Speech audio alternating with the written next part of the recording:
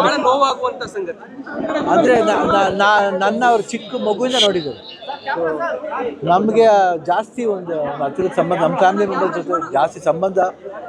ನನಗೆ ಇನ್ನೊಂದು ತಾಯಿ ಅಂತ ಹೇಳಿದ್ರೆ ತಪ್ಪಾಗಲ್ಲ, ಯಾಕೆ ಆ ಸ್ಥಾನ ತುಂಬಿರೋರು. ಆಮೇಲೆ ಅಪ್ಪು ಜೊತೆ ಮಾಡೋ ಸಿನಿಮಾ ಜೊತೆ, ಅಪ್ಪು ಜೊತೆ ಮಾಡೋ ಸಿನಿಮಾ ಇರ್ಬೋದು, ಅಪ್ಪ ಜೊತೆ ಮಾಡೋ ಸಿನಿಮಾ ಇರ್ಬೋದು, ಸಾಕಷ್ಟು. ಅದು ಅಲ್ಲದೆ ಅವ್ರ ತೆಲುಗು ಸಿನಿಮಾ ಇರ್ಬೋದು, ಹಿಂದಿ ಸಿನಿಮಾ ಇರ್ಬೋದು, ತಮಿಳ್ ಸಿನಿಮಾ ಇರ್ಬೋದು, ಆಮೇಲೆ ಸಾಕು ಎಲ್ಲ ಸೂಪರ್ ಸ್ಟಾರ್ ಜೊತೆ ಮಾಡ್ಬಿಟ್ಟು. ಸೊ ಅದೆಲ್ಲ ನೋಡ್ತಾ ಇದ್ರೆ ನಿಜವಾಗ್ಲೂ ಒಂದು ಭಾರತ ಸಿನಿಮಾ ಇಂಡಸ್ಟ್ರಿಗೆ ಒಂದು ಅಸೆಟ್. ಸೊ ಅವ್ರು ಇವತ್ತು ಇಲ್ಲ ಅಂತ ಅನ್ಕೊಳ್ಳೋದೇ ಒಂದು ವಯಸ್ಸಾಗುತ್ತೆ, ಎಲ್ಲ ಆಗುತ್ತೆ ಅನ್ಸಿ ನಿಜ. ಬಟ್ ಏನೇ ಆದ್ರೂ ಒಂದು ಒಳ್ಳೆ ವ್ಯಕ್ತಿ ಹೋದಾಗ ಏನಾಗುತ್ತೆ, ನೋವು ಆಗೇ ಆಗುತ್ತೆ. ಇಲ್ಲ, ತುಂಬ ಟ್ರೈ ಮಾಡಿದ್ರು. ನನ್ನ ತಂಗಿ ಪೂರ್ಣಿಮಾ ಅದೇ ಹೇಳ್ತಿದ್ರು, ಫೋನ್ ಮಾಡಬೇಕು ಅವ್ರು. ನಾನು US ಹೋಗಕ್ಕೂ ಮುಂಚೆನೇ ಮಾತಾಡ್ಬೇಕಂತ ತುಂಬ ಆಸೆ ಪಟ್ಟು ಅದೇನೋ ಕೊನೆವರೆಗೂ ಆಗಲಿಲ್ಲ. ಯಾರಿವನ್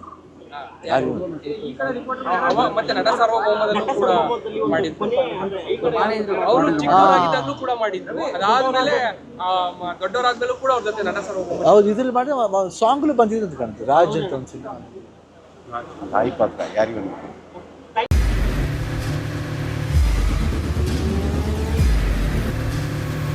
ಪ್ರಜಾಮಾರ್ಗ ನ್ಯೂಸ್, ಇದು ಜನಸಾಮಾನ್ಯರ ಧ್ವನಿ. ನಮಸ್ಕಾರ. ನೀವು ನೋಡ್ತಾ ಇದ್ದೀರಾ ಪ್ರಜಾಮಾರ್ಗ ನ್ಯೂಸ್. ರಾಷ್ಟ್ರದ, ರಾಜ್ಯದ, ರಾಜಕೀಯದ ಬಗ್ಗೆ ಹೆಚ್ಚಿನ ಸಿನಿಮಾ ಅಪ್ಡೇಟ್ಗಳಿಗಾಗಿ ಫಸ್ಟ್ ಲೈಕ್ ಮಾಡಿ, ಸಬ್ಸ್ಕ್ರೈಬ್ ಆಗಿ, ಹಾಗೆ ಫಾಲೋ ಕೂಡ ಮಾಡಬೇಕು.